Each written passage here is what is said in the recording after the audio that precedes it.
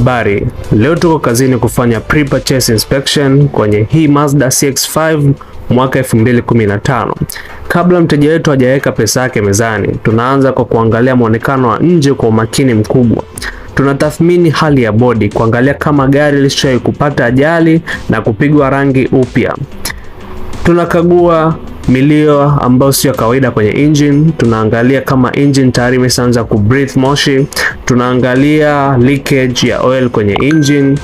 Pia tunaangalia panel za taa kama ziko sawa. Tunaangalia pia condition ya matairi kuhakikisha usalama wa mteja wetu anapokuwa barabarani. Nje gari iko safi, lakini uzuri wa nje pekee hautoshi. Tunaingia ndani, tunakagua hali ya siti, AC na mifumo yote ya umeme wa dashboard. Tunachomeka diagnosis scanner yetu ya kisasa ili kufanya full system health scan, kuanzia engine, gearbox hadi mifumo usalama kama ABS na airbag. Hata kama taa check engine haiwaki, kompyuta haiwezi kuficha codes za hitilafu zilizojificha. Tunahakikisha kila sensor inafanya kazi inayotakiwa ili kuepuka gharama kubwa za matengenezo mbeleni.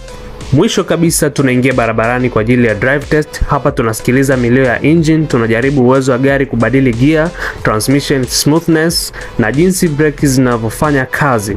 Pia tunasikiliza kama kuna kelele zozote kwenye mfumo wa suspension na shock up unapopita kwenye matuta.